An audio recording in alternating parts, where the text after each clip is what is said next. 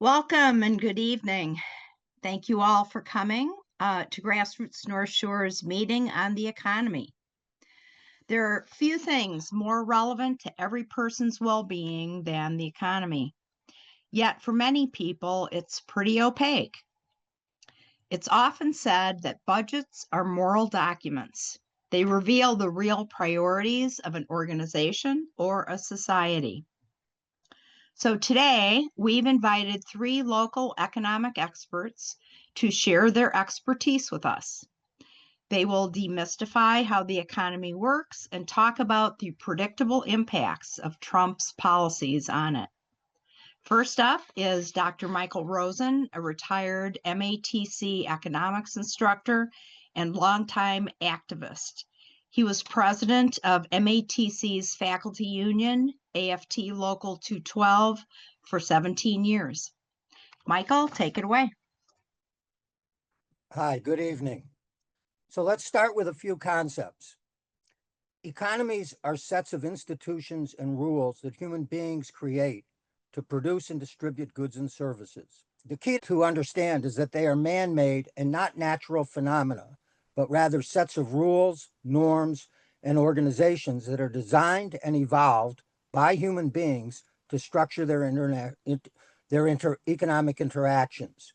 All economies are organized around three key economic questions: what should be produced, how it should be produced, and for whom shall it be produced. The first of these two questions is the question of production. The third deals with distribution. And throughout human history, human beings have developed three different economic models for addressing these questions. Those are a traditional model, a command economy, and a market economy. I'm going to spend most of my time talking about market economies because that's what we have, but I want to walk through very quickly the former two. Traditional economies are systems in which the development and distribution of goods and services are determined by customs, tradition, and time-honored beliefs. All three questions are answered by custom and tradition. The incentive in the system is adherence to tradition and custom. As a result, these are not economically innovative societies. There are very few traditional economies left in the world. They tend to be hunter and gathering societies or subsistence agricultural economies. They have a very limited division of labor. There are still such societies, tribes in the Amazon or in Indonesia, that are traditionally organized. A command economy is a system in which the central government makes all the economic decisions. Either the government or a collective owns the land and the means of production. The central authority typically answers all three questions.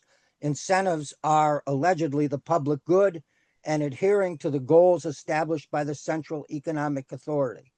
Examples of command economies include the former Soviet Union and North Korea today.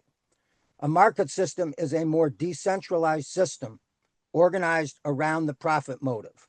Adam Smith, the moral philosopher, known as the father of modern economics, in his seminal work, The Wealth of Nations, wrote, "It's not from the benevolence of the butcher, the brewer, or the baker that we expect our dinner, but from regard to their own self-interest.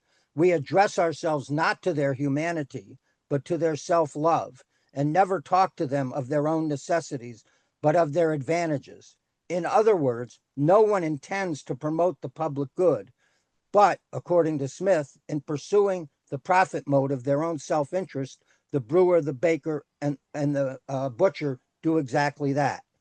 What is produced is determined by the self-interest interaction of the consumer and the producer.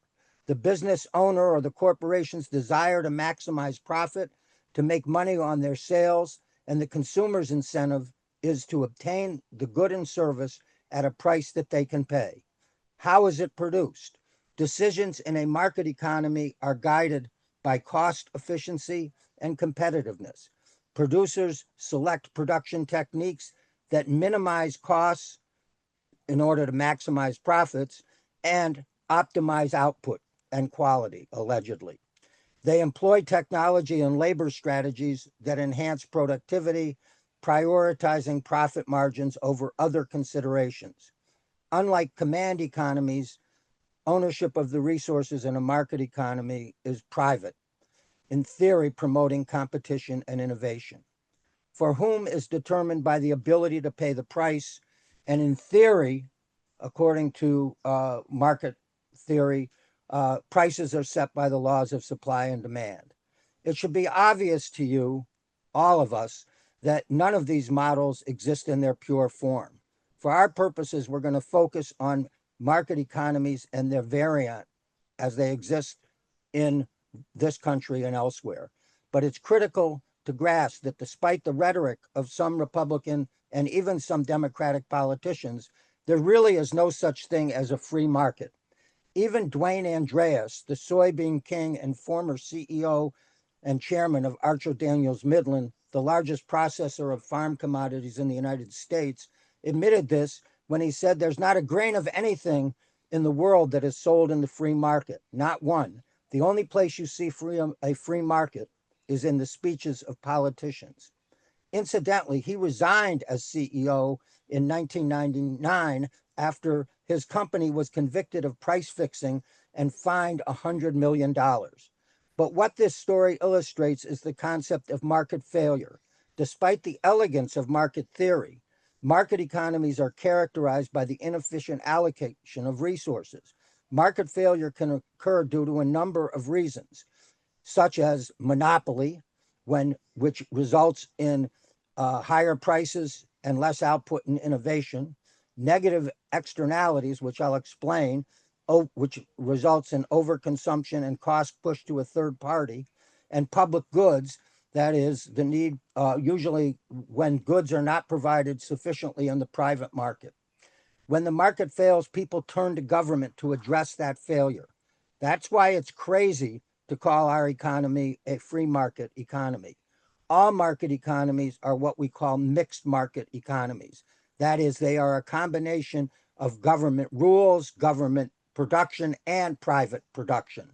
The debate should really be over what government should do, how to pay for it, and what should be left to the private sector and the profit motive.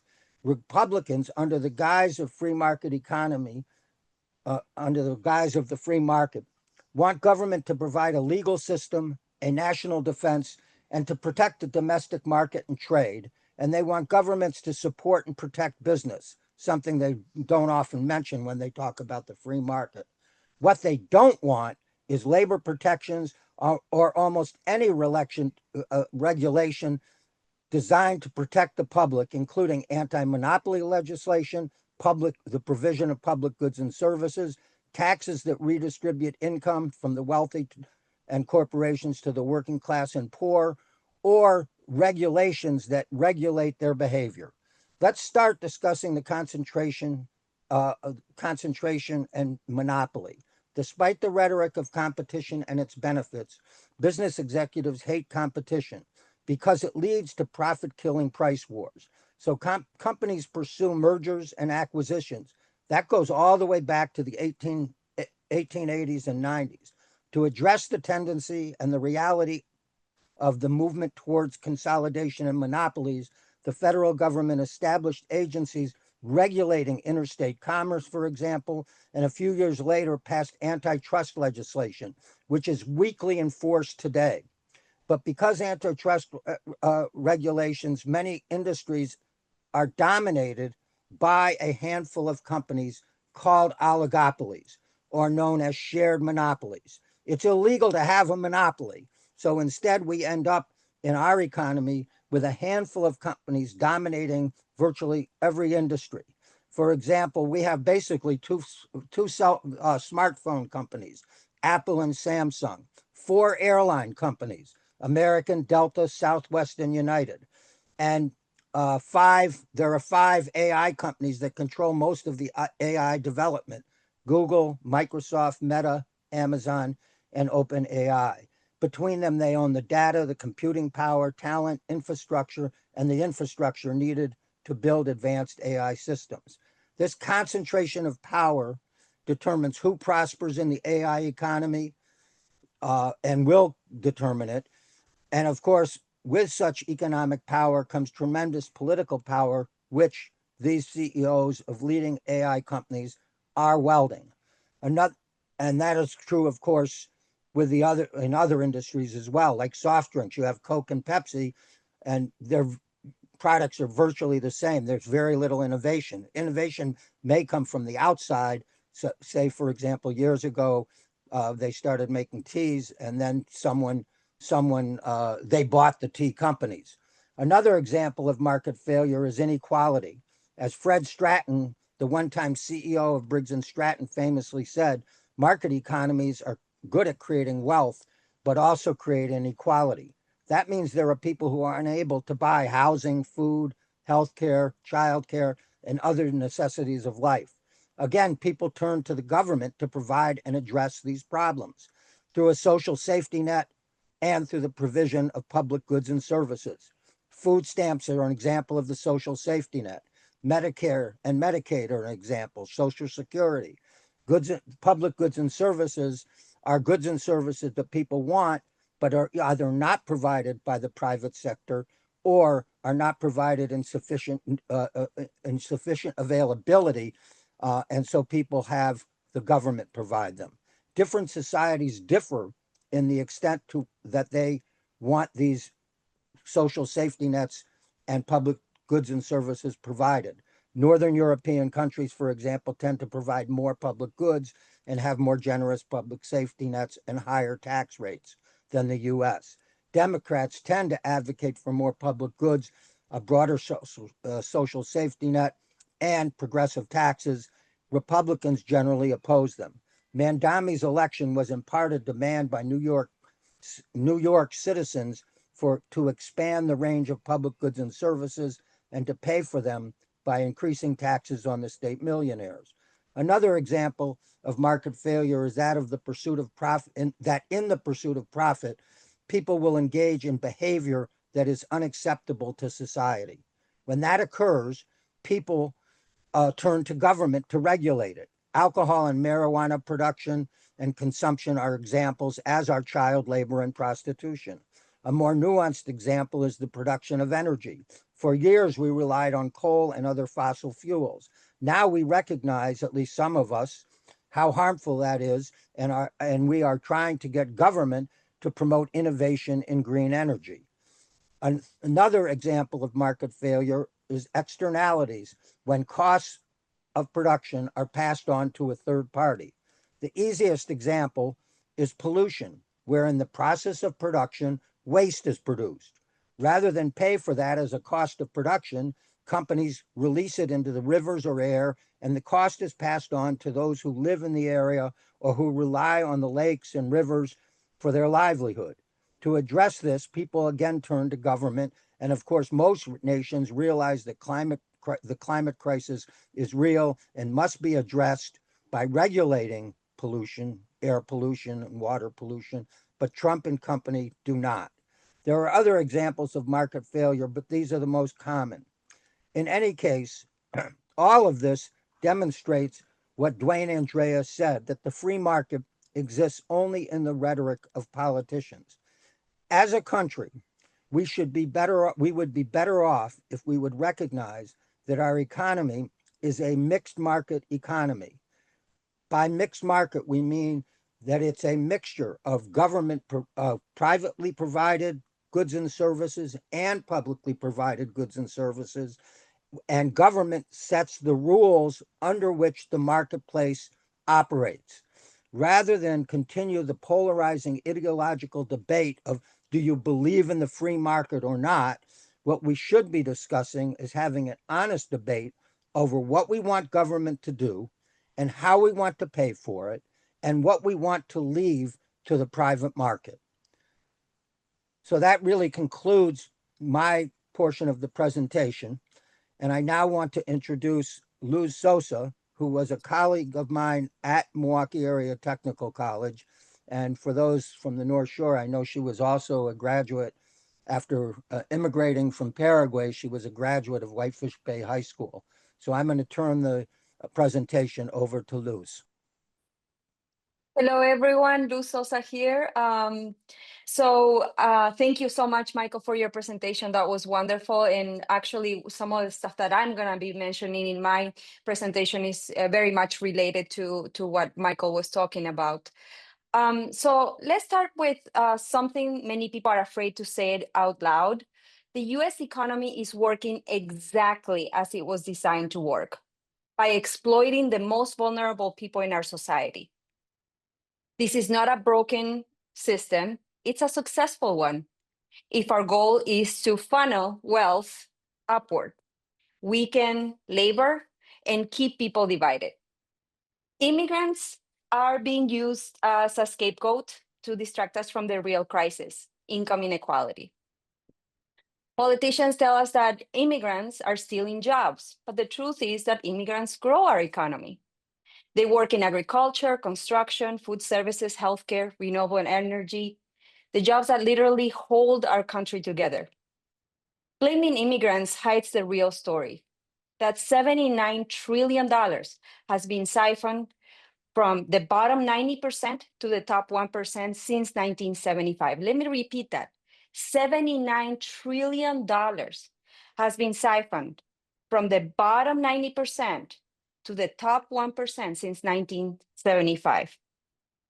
The issue isn't immigration, it's what is called extraction. We're living in advanced capitalism, a system so efficient at exploitation that it convinces the exploited to blame one another. We're not crazy, we're not failing, we're being sucked dry economically, socially, and morally. We work full time, sometimes more. We show up, we do the work, and we're still 1 month away from disaster. Rent eats half of our paycheck, healthcare is a gamble. Owning a home feels like winning the lottery. We did everything we were told: study hard, work hard, save, and still we're falling behind. Well, we are being told that it's our own fault. It's not failure, it's design. Since 1975, $79 trillion has been transferred from workers to the wealthy. And here's how they did it. Number one, we built the technology, they privatized the profits. They legalized corporate looting, they replaced wage growth with debt, and they rigged the numbers to hide the decline. We built it, they took it, now we rent it back. That's how it works. So let me give you some examples. We built DARPA, NASA, public universities, and all of these created the foundations of the internet, GPS, AI, and renewable energy. We paid to invent them. Let me explain that to you. Public money was used to create these technologies. We paid to invent them, but now we pay again to access them.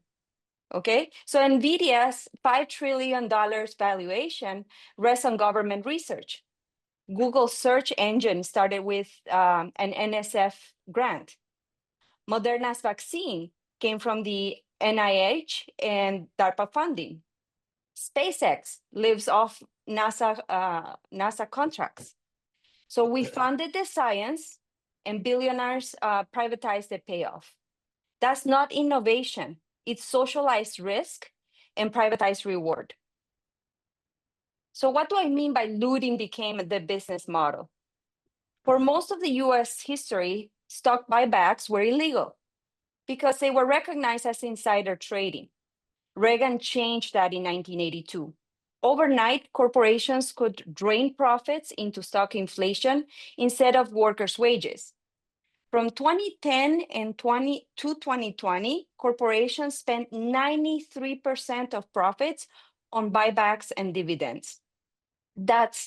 So the 100 lowest paying companies alone spent $522 billion pumping stock prices instead of raising pay. Take Lowe's, for example. They spent $42 billion in buybacks. Their median worker made $32,000 a year.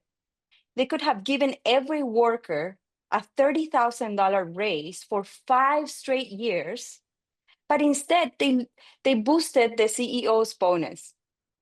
This is why our hospitals are understaffed, our classrooms are overcrowded, and our infrastructure is crumbling. Every dollar that could build something real is diverted into speculation. When wages stopped growing, Wall Street offered credit cards and student loans instead. You can't afford college? Borrow for it. Can't afford healthcare? Put it on a card. Can't afford a car? Sign a 7-year debt for a depreciating asset. We didn't become wealthier. We became indebted. We now rent the life our parents could once afford to own. Let's talk about the illusion of bringing back manufacturing. While all of this was happening, politicians from both parties found a new talking point. We are going to bring back manufacturing. That's what we usually hear from politicians. Between 1930 and 1975, America built deliberately. The New Deal, interstate highways, rural electrification, the GI Bill, the space program, Social Security, Medicare. None of this was by accident or the invisible hand. It was public planning and public investment, government building capacity for everyone. We inherited the world's biggest economy, built by our grandparents. And then 50 years, for 50 years, we let centibillionaires and trillion-dollar companies harvest it. We stopped being a country that builds and became a country that extracts. Now, the same people who oversaw the extraction tell us how to win. More moderation, more corporate-friendly policy, more means-tested half measures instead of transformation. Take healthcare. We spend $5.25 trillion a year, more than double other countries per capita. If market magic were going to fix it, that should be enough. But we don't have enough doctors, nurses, hospitals, or pharmaceuticals. We have supply deserts because the system optimizes profit extraction, not capacity building. Build Back Better followed the same failed logic. Pump cash into private systems and expect the invisible hand to deliver. From 1930 and 1970 to 1975, when we needed hospitals, the government built them. When we needed doctors, we funded medical schools.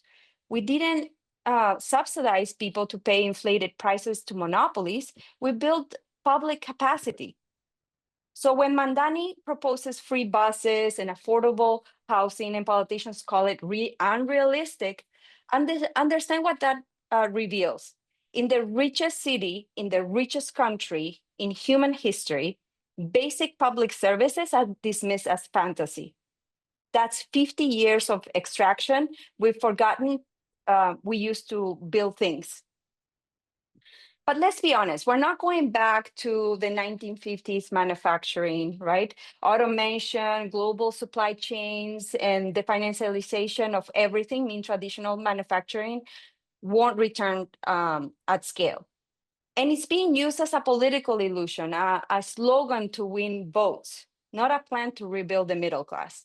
What Americans want isn't necessarily to stand on an assembly line. What we want is good wages, benefits, and work that matters, caring for people, building communities, creating sustainable energy, educating the next generation. A progressive economy doesn't promise old factory jobs. It promises new, meaningful, well-paid work in healthcare, green energy, education, and technology with union protection and public purpose. They didn't just rig the economy, they rigged the way that they measure it. They hide inflation behind quality adjustments. They count corporate profits as productivity. They call people who gave up on job hunting not in the labor force, then celebrate how low unemployment is. The data isn't wrong, it's weaponized. It used to make us doubt, and it's used to make us doubt our own reality. Reagan sold optimism, Obama sold hope, Bernie sold revolution, Trump sold revenge. Each wave was angrier than the last because nothing changed at the structural level. Both parties protected the rigging. Democrats offered tax credits and subsidies. Republicans offered tax cuts and scapegoats. Neither touched the machinery of wealth extraction. And so people are turning to strong men, not because they hate democracy, but because democracy keeps failing to deliver economic dignity. We're not irrational, we're exhausted.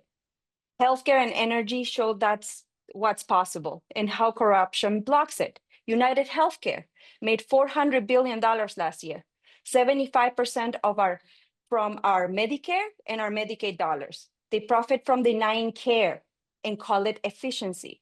Meanwhile, we've already funded renewable technologies that could solve our energy and climate crisis, but instead of making them public, we let private capital monetize them. We could have Medicare for all and public clean energy tomorrow if our government chose people over profit. In closing, let's be clear. We're not struggling because we're lazy. We're not struggling because we're lazy.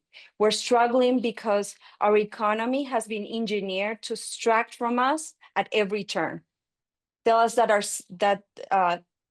tell us the system is broken.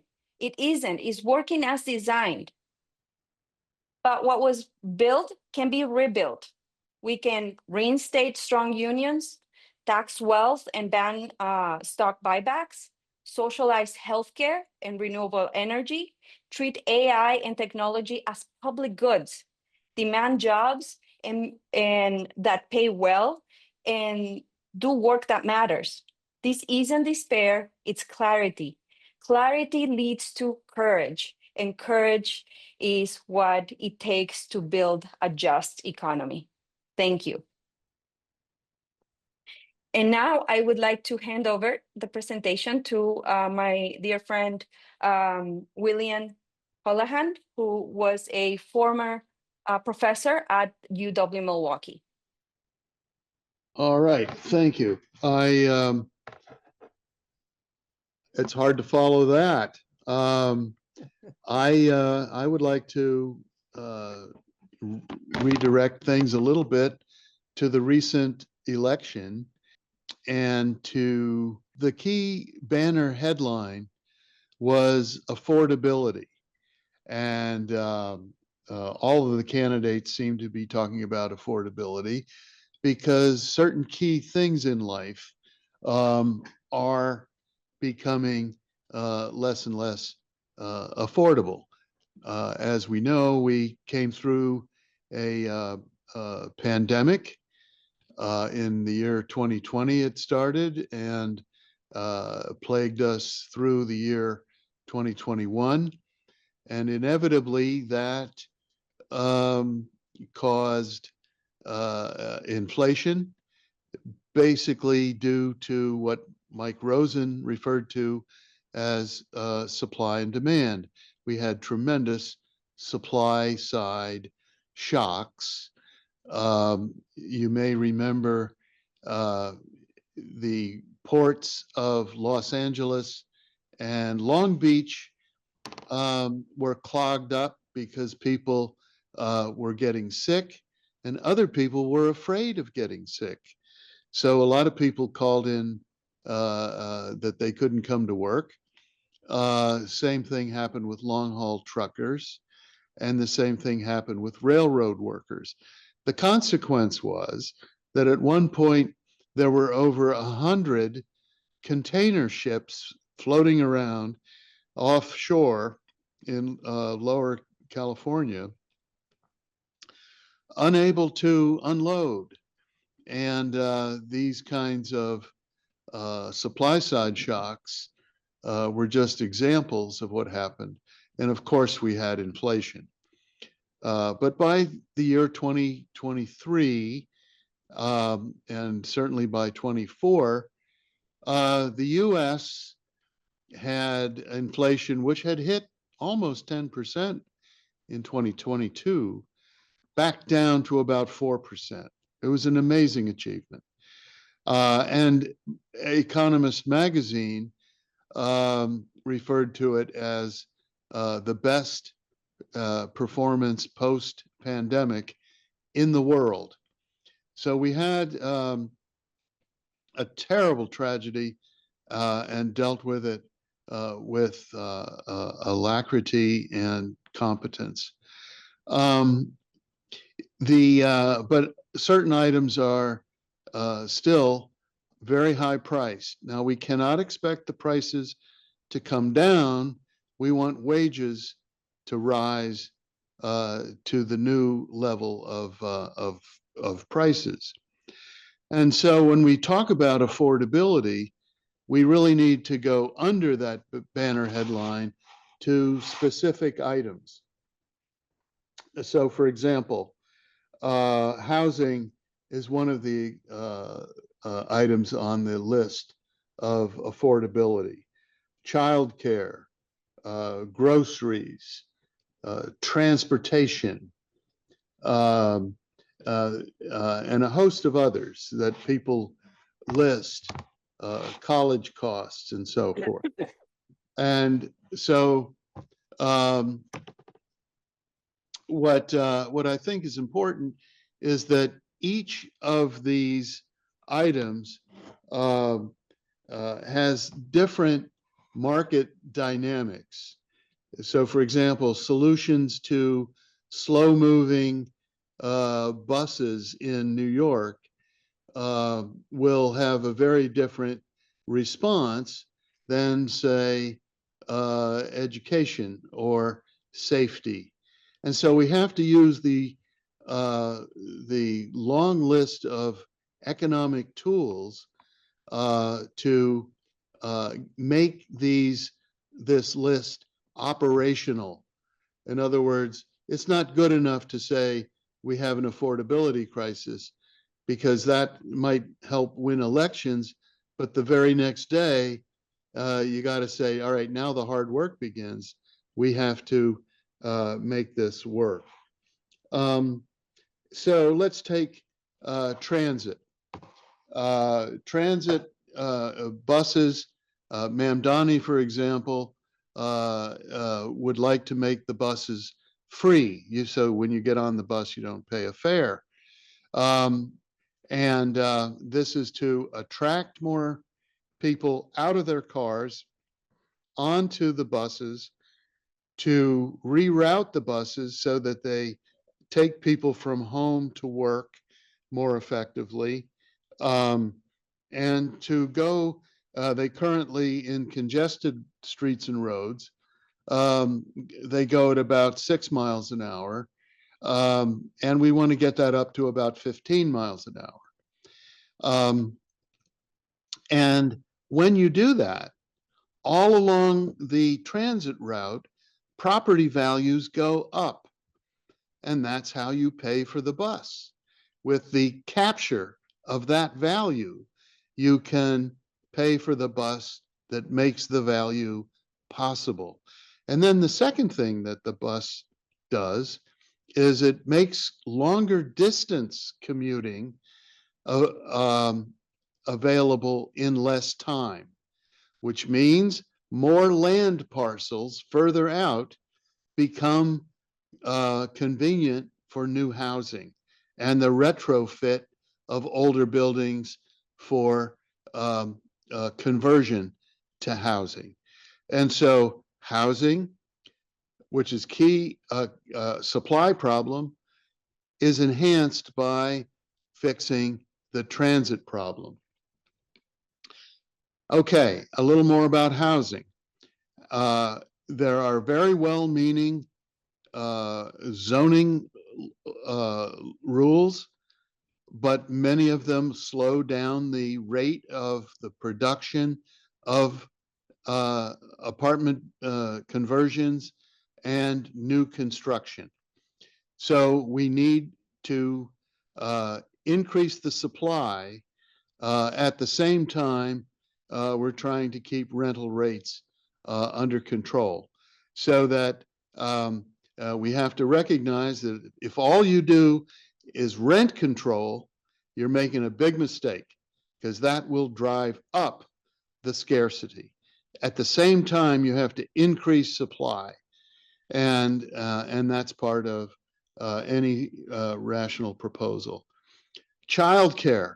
Childcare is one of the most important problems that young people have. In a market system, um, the problem is that they want to have children at the same time they have very little liquidity. That is, they want to invest in the children, their most important investments they'll ever make, and yet they're in the low income portion of their work life. On the blackboard, what they would do is borrow the money, but a market for that, the credit markets don't provide that. And that's what makes it a public good. And I have a little graph here to show what we have here in the United States. If I can get to my other camera,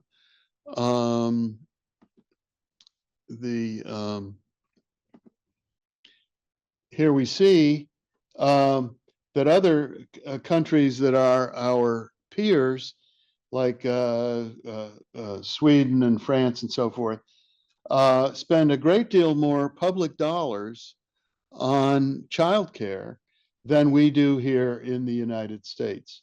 So, for example, here we are in the United States, about an average of $500 per kid. Sweden at about $7, and as you can see, France, Germany, and Canada much higher. These are tremendous investments. The children being our most important resource in any economy, and so it's important that we recognize that the people most incentivized to make that kind of investment don't have access to a credit market that would enable them to do that. Well, I think the last item to raise is tariffs, of course. And so what are tariffs and who pays them? And so the first thing to realize is that even though it looks like a tariff is a tax on another country, it is actually a tax on the importing country, that is the United States in this case. And what happens is a big container ship full of washing machines or electronics products or something will come into a port like Savannah or Long Beach or Los Angeles. And right there, the US Customs Service will electronically wand the consumer product code that is right on the container, and immediately a check goes out from the importing company. That container cannot move until that is paid. Then it moves around the country to places like Milwaukee, where you can buy that washing machine, and it is there that the consumer pays the tax. And that's an important chain of events, and it all boils down to the consumer paying the tax. So, first of all, it's a tax. Secondly, it's paid by the consumers. Now, sometimes a tariff makes a lot of sense. For example, Joe Biden had the CHIPS and Science Act, in which we wanted to protect domestic producers of microchips. You might remember that during COVID, there was a shortage of microchips. This meant that we had a hard time building automobiles, consumer electronics products, and so on. Almost everything uses a chip these days, a chip of some sort or another. So they wanted to bring chip manufacturing back to the United States. places like Michigan, Tennessee, Georgia are producing chips now, and they need some protection from lower priced chips so that we don't get caught in an emergency again with a shortage of chips. So, in those kinds of circumstances, very well targeted tariffs make sense. What doesn't make sense is broad-based tariffs on all kinds of products, imposed one day, increased the next, decreased the next through some kind of chaotic process. When you have a chaotic process, it means that investors do not know what kind of tariff environment they will be producing in if they invest in a new factory and it comes online 2 years from now. So they can't predict.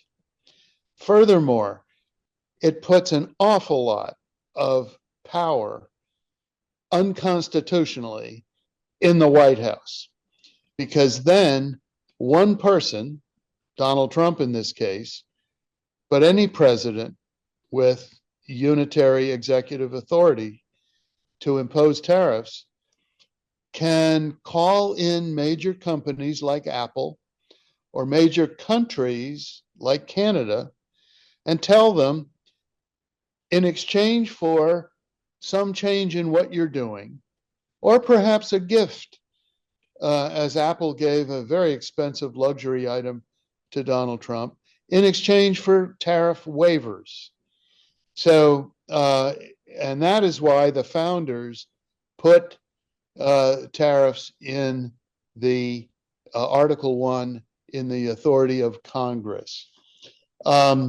So to prevent overreach, we really should put the tariff authority back in the hands of Congress. One final thing. Lately, Donald Trump has proposed a $2,000 per person rebate. This might make sense if some other country was paying the tariff.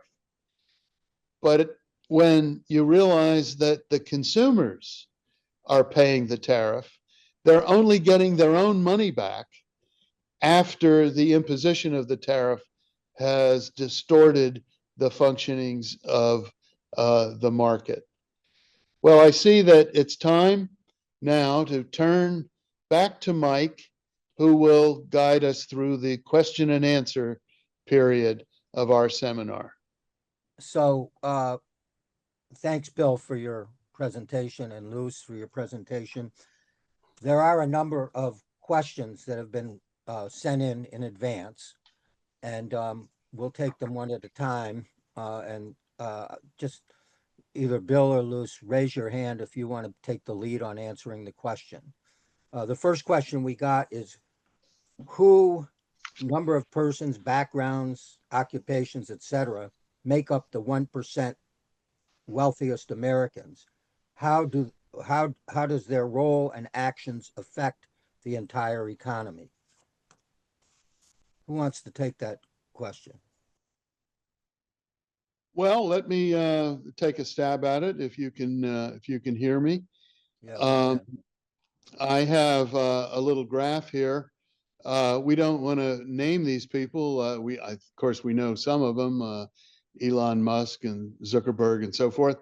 But I think what is important is that when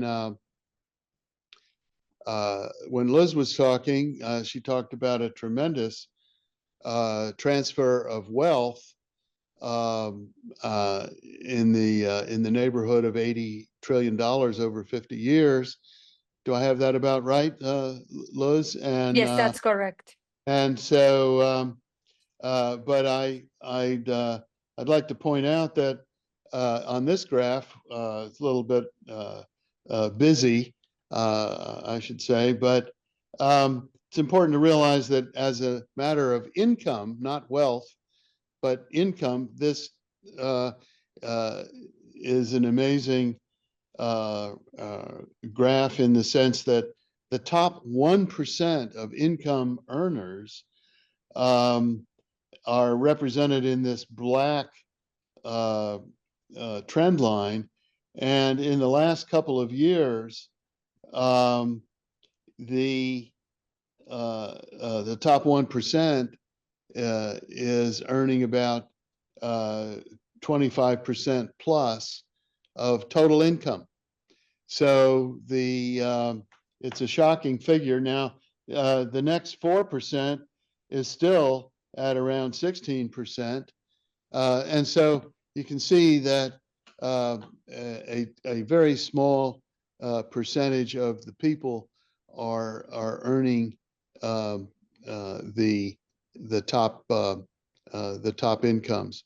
So I wonder if anyone else wants to add to that to answer this question. Luz, do you want to add anything?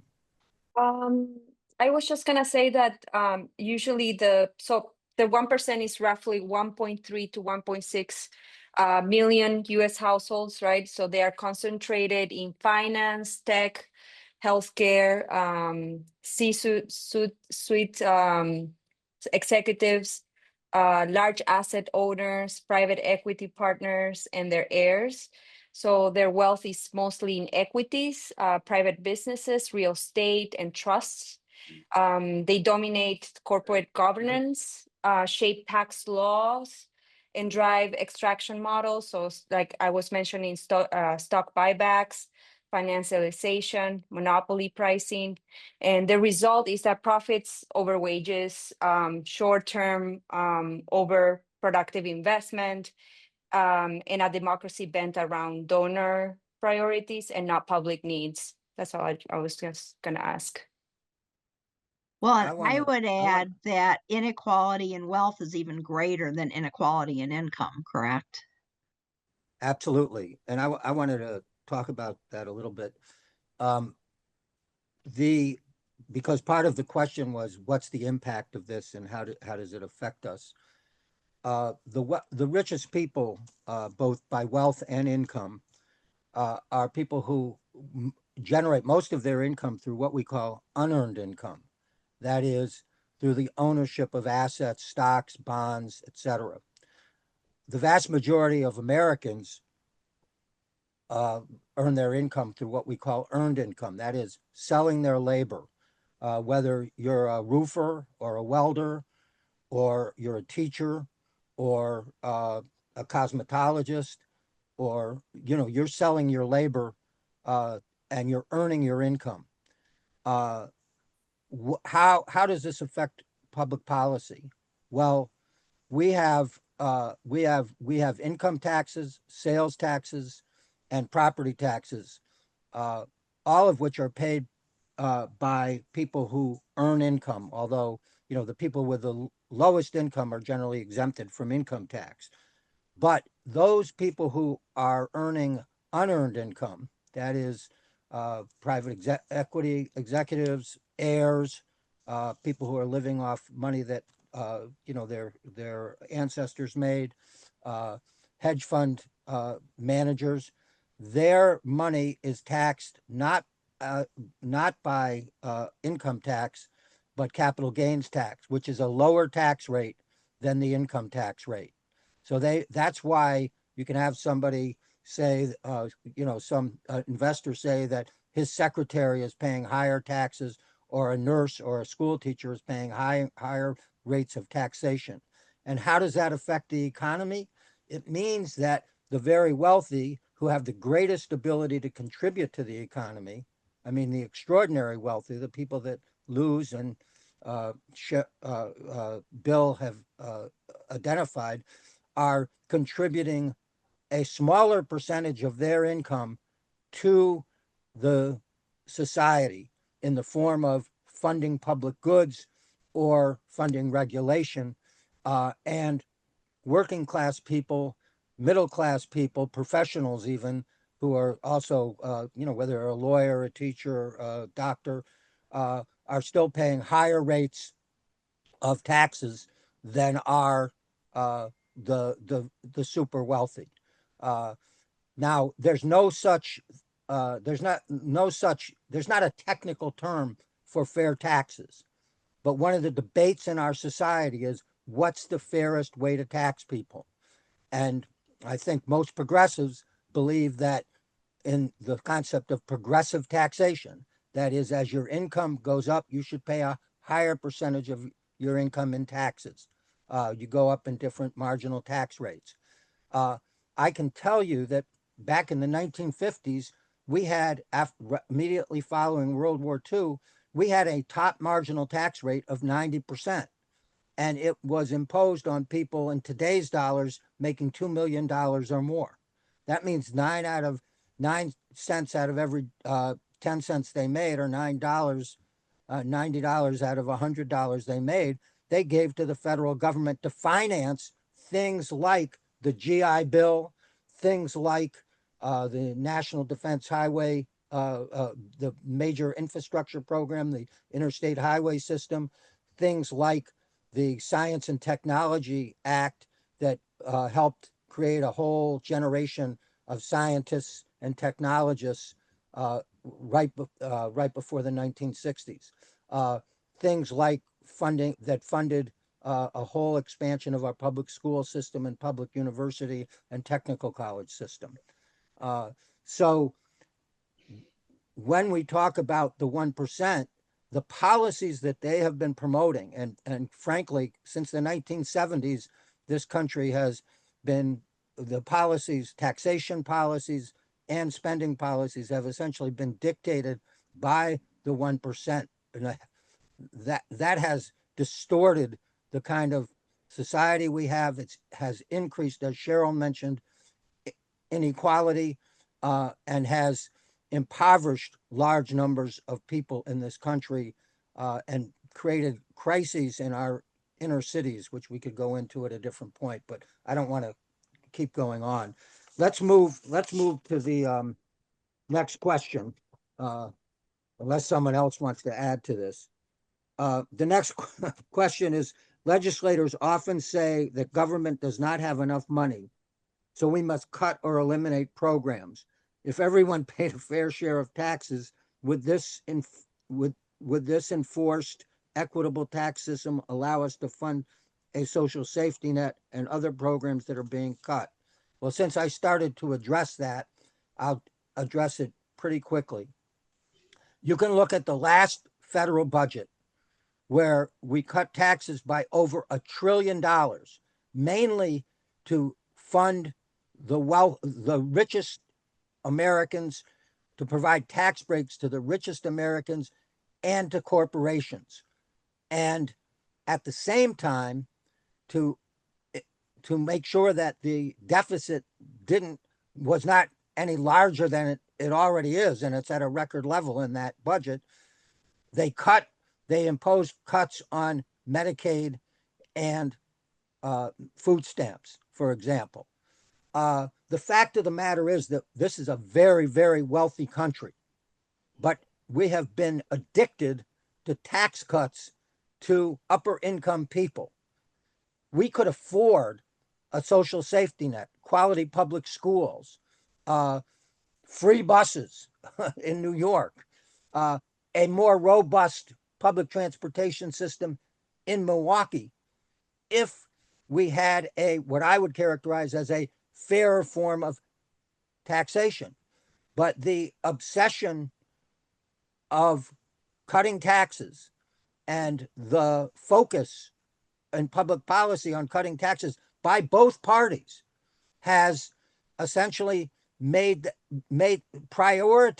cutting the taxes of the wealthy over providing a social safety net or other programs. And as I think it was Luz mentioned, even now over public investments that in research and development, which are critical to the competitiveness of the American economy. So the simple answer to that is, of course we could afford it. We're the richest country in the world, but not if we prioritize tax cuts for the wealthy and corporations. And let me just say one thing about tax cuts for corporations. those are contrary to the whole theory of capitalism. The whole theory of capitalism is that capitalists take the risk. They invest, they make their investment, they take the risk, and because they've taken the risk, they reap the reward. More and more, as Lou's pointed out, we are giving enormous tax breaks to large corporations in this country.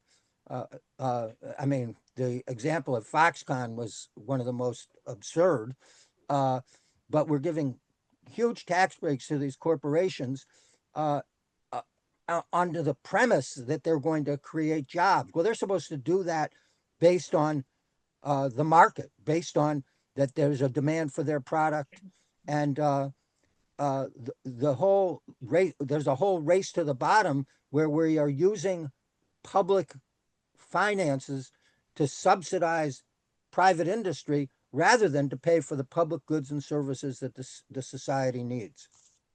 I don't know if anybody else wants to add to this, Bill or Luz or Cheryl.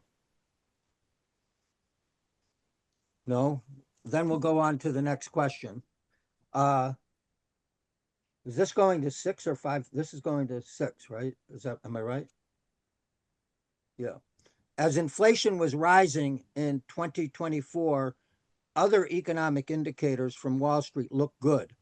However, inflation's pain did not reflect those positive indicators. Why was there such a sharp divide? Is that? Well, perhaps I could, And oh, go ahead. Take that, Bill? Yeah, I'll just start it off anyway. Well, Wall Street indicators are forward-looking. In other words, the value of stock is supposed to be some estimate of the future profits of the corporation that issues the stock and that individual stockholders own at that point, and then they're entitled to some tiny share per share of stock of the profit of the corporation.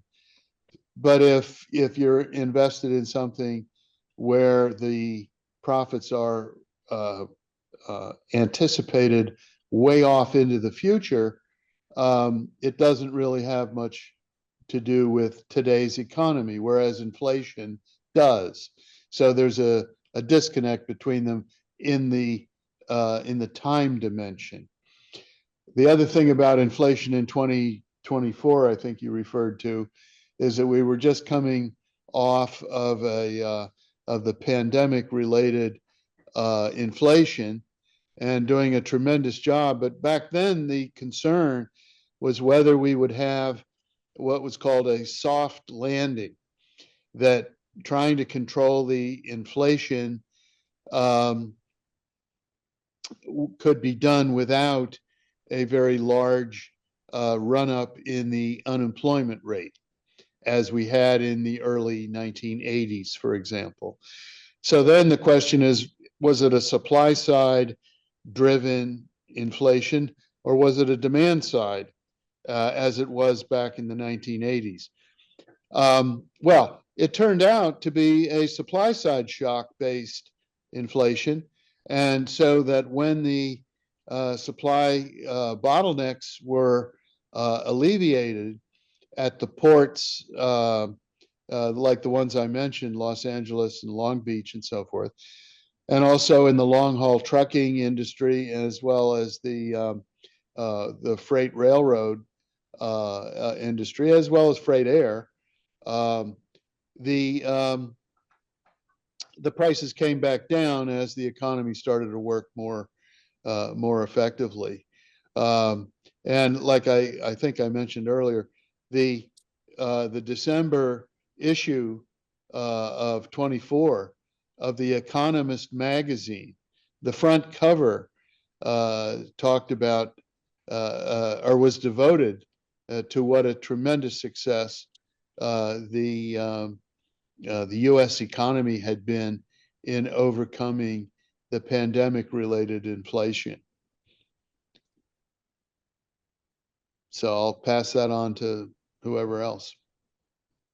Yeah, Luz, do you want to say anything? Well, yes, and I want, and it's similar to what Bill was just saying, but um, so why did 2024 feel terrible for Main Street while Wall Street looked fine? Is because of margins and not paychecks. They did let the lifting, right? So corporate profits stayed very high because of markups, consolidation.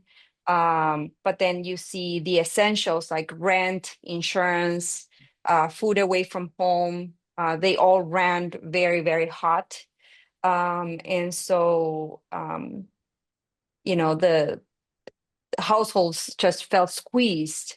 And while the markets actually celebrated the earnings. And so the issue that I was saying before is that when we don't have very good measuring tools, that is when we are not seeing the real numbers, right? So when measuring tools are built to celebrate asset prices and not lived costs, the good economy excludes most people, unfortunately. Yeah, I think one of the things that we should talk about is that, and Bill mentioned it in his presentation, that by most standard economic measures, the US economy coming out of the pandemic was the strongest economy in the world. And yet, what we saw in the 2024 election was that people were upset, angry, and they voted for the angry candidate. They voted for what they thought was change, Donald Trump, who promised to bring prices down on day one. Now, the reality is that prices were declining, but that's the data clearly shows that prices in the last year of the Biden administration have declined significantly from an inflation rate of, in round numbers, about 8%, and they were down to I don't know if it was 4% or even into the 3.5% range.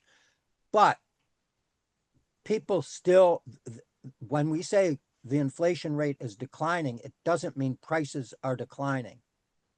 And at the very time that the inflation rate was coming down, the labor market was weakening and real wages were not keeping up.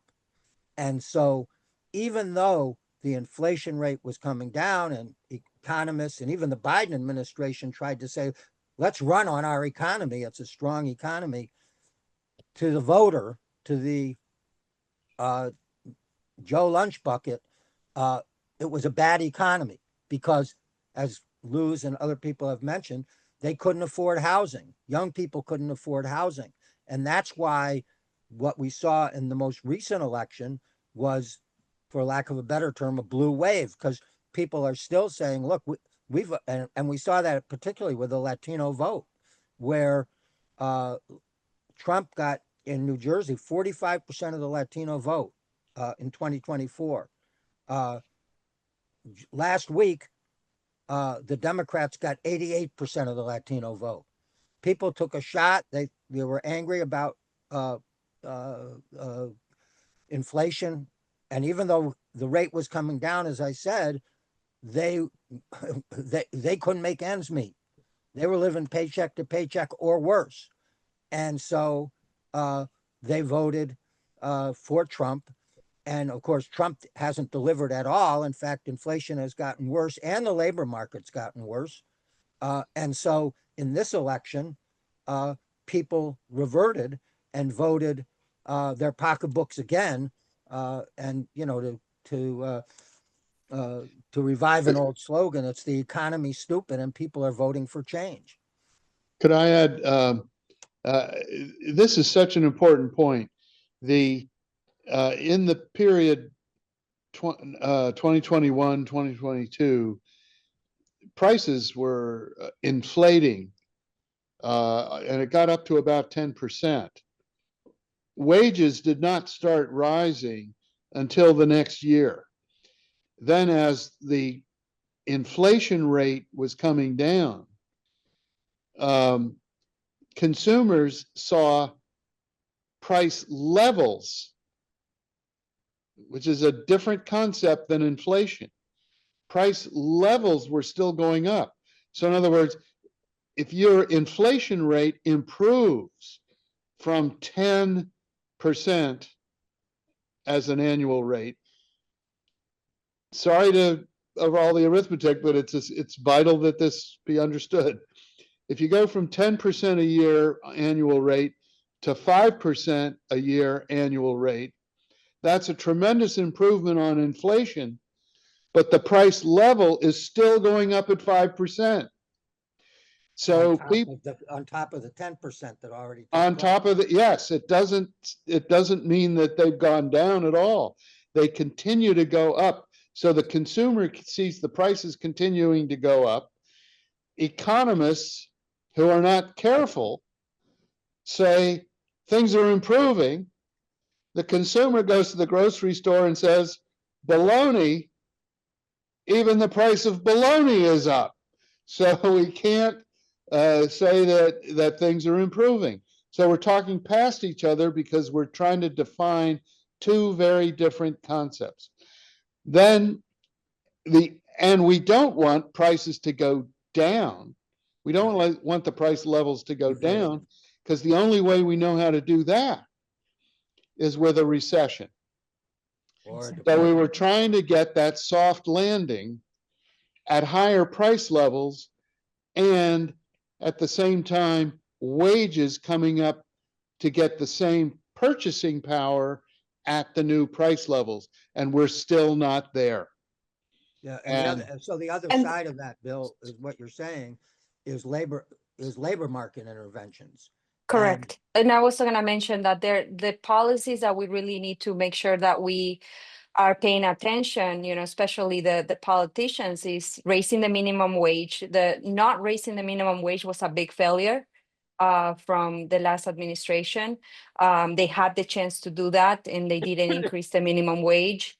The federal minimum wage is still $7.25, and it hasn't been raised since 2009. It is completely outrageous. And then, of course, the weakening of unions. We're seeing it in the public sector right now. And of course, we have seen the decline of union membership since 1975 going down. And what built the middle class? The middle class was built through the unions, through the bargaining power of workers. And right now, because we have such a low membership, that has created a lot of issues for workers. So, if we make unions stronger, and of course we raise the minimum wage, we could have made these policies a little bit better for the working class, but we didn't. And that was a big failure of the last administration. Can we this is a great discussion, but can we move on to some of the other questions? I think there was a question about wealth concentration and how could taxes reverse that. I think we addressed that. Here's a question. Amazon, UPS have announced job layoffs because of AI and their robotic workforce. Will millions of jobs in entire warehouse divisions be laid off due to AI? What economic policies could prevent or mitigate the job losses? So if I can take that question, and especially me talking about immigration, a lot of people are feeling like immigrants are taking their jobs, but they're not really addressing the real threat, which is automation. Automation is really what is going to take all of our jobs. And so because AI now displaces both warehouse labor and white collar coordination work, the issue isn't just jobs lost, it's bargaining power lost. So some of the policies that we need to be thinking about to prevent or mitigate this is job-to-job guarantees. So with wage insurance and publicly funded retraining into union jobs, care and green build out. We need to be thinking about shorter work weeks, so 32 to 36 hours with no pay cut, and update also the overtime rules. We also need to have automation dividends. So tax large scale labor substitution to fund income floors. We need to do algorithmic transparency, so the worker data rights and sectoral bargaining. And of course, we need to do an anti-monopoly action to curb logistics monopsony. So all of these things we need to be thinking about. We need to be thinking about, taxation of data centers, and making sure that we publicly own AI, because we still, and, taxing robots. We need to be taxing robots. If they are the ones producing the income, they should be the one paying the taxes. And so a lot of people are thinking this is the future, right? And it's not the future, it's the present. Right now with Amazon, UPS, Meta, and all of these corporations cutting thousands of jobs, and all of these jobs being replaced by AI and automation, we really need to be rethinking how our economy is going to work, and we better do it now. The other thing that we need to be thinking about is universal basic income. It's not something that is, again, a fantasy. It's something that we must do in order for our people to be okay while we're going through this transition. Could I point out, we've had technological changes ever since the steam engine. And every one of those technological changes has eliminated a lot of jobs. And people say, it's going to take all our jobs. It turns out it takes some jobs and creates others. And that the difference here is how suddenly it's happening. One of the great technological changes of about 125 years ago was the small electric motor. It tremendously changed factory work, raised productivity tremendously, and enabled wages to rise because the employers wanted workers who could work with the small electric motors. And there's so many things happening all at the same time that it's pretty hard to parse out whether it's AI that's causing jobs or whether it's the chaotic tariff thing that is costing a lot of jobs. We know that job openings and job announcements and so forth are coming down. The Bureau of Labor Statistics is basically not reporting anything, but there are private entities that are reporting a decline, and that's got to be more due to the tariff because it's very closely related to that chaos in that. And but the important thing is that I think that what we can do right away is recognize that in any market system, capitalism requires, not a choice, requires a strong public sector. It's the public sector that produces the streets and roads and sewer and water and health insurance and things like that.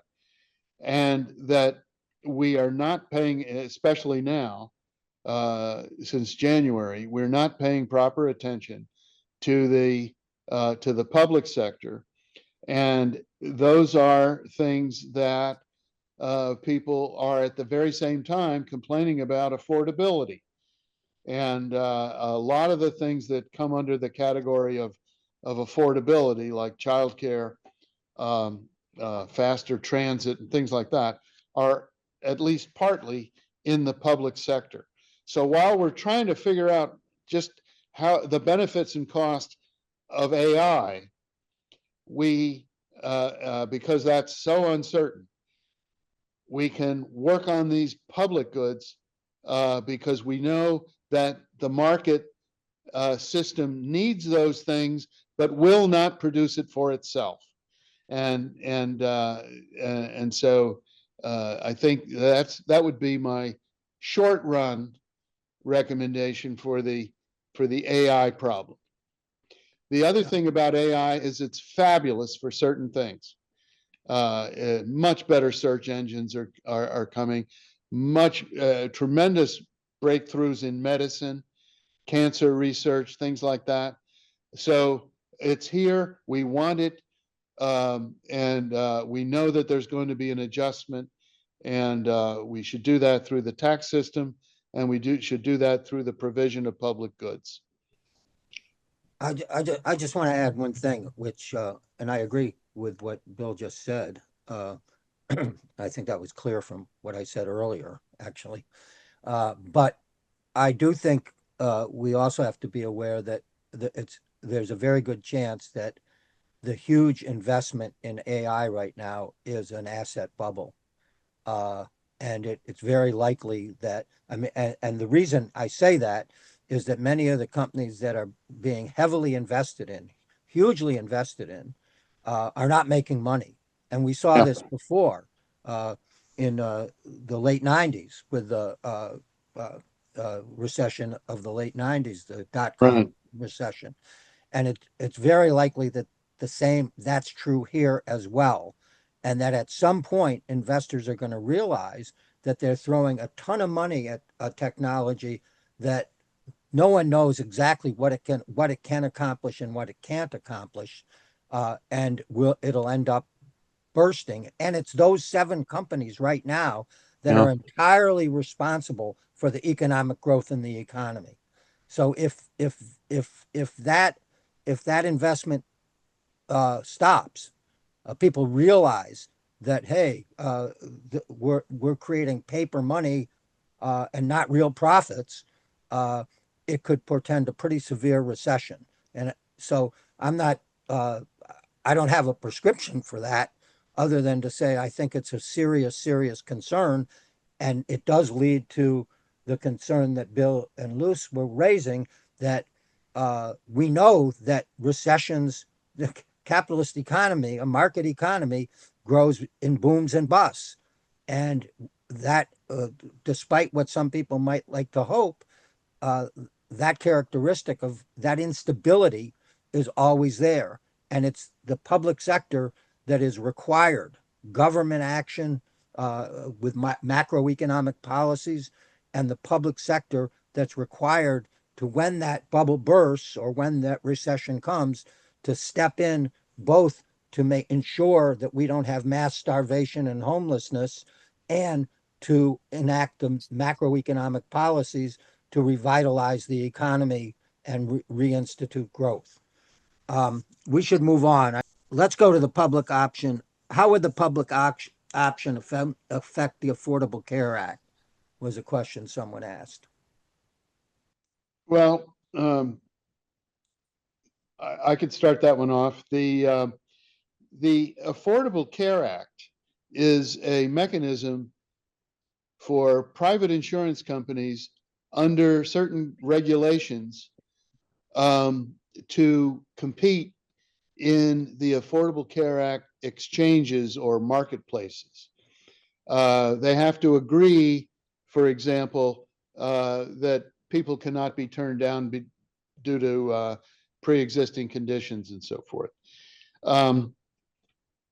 But competition among firms that agree to these regulations is supposed to be the primary price regulator. And but it's turning out that in a lot of states in the country, there are too few participants on the supply side, insurance companies on the supply side, to get the full benefits of competition. And the idea behind a public option would be to put in an insurance company that would be a public-private partnership. It would go in and charge a premium that the rest of them would have to compete with, and that it would enable people to choose that option if they didn't want to choose the 5 or 6 other options that are available in the exchanges. So it would be a mechanism for trying to use competition to moderate prices. It was Joe Lieberman who voted against the public option back in the day, and he represented the insurance companies in Connecticut, I guess, and they didn't want it, so we don't have it. I believe that we need to stay away from this public option. We should just go straight into Medicare for all. We do know that Medicare is the best insurance system that we have in the United States. We just need to extend it, in phases, for people who are 45 and older next, and then 35 and older next, and then so on and so forth until you get to the age of 18, and then make sure that Medicaid covers all of the kids 18 and under. And the reason why I say that is because healthcare is a human right, and insurance companies shouldn't be profiting from our illnesses. They shouldn't be telling the doctors what they are going to cover or not cover. I think we're done with that, and it doesn't work. Our healthcare system does not work. We have the worst outcome of any developed nation. We spend more money on healthcare than any other developed nation, and we're failing the American people right now. We're failing them with the healthcare system that we have at the moment. We really need to stop the profiteering over our healthcare. We need to make sure that we have Medicare for all. This is the time.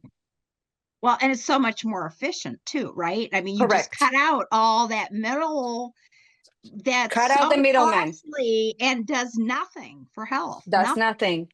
Nothing. That's nothing. We are done. We are done. And I think people are sick and tired. And this is what's happening when we have this Affordable Care Act. We depend on politicians deciding if they're going to give us the money or not. We cannot be in that situation. We need to tax the rich and make sure that Medicare is funded for all of us.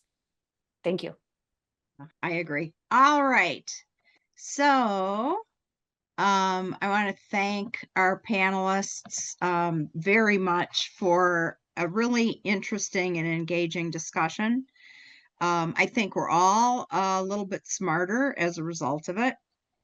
I was asked to talk just briefly about messaging best practices around the economy. And I will rely on information from Anat Shanker-Osario, our messaging guru, and originally from Madison, Wisconsin.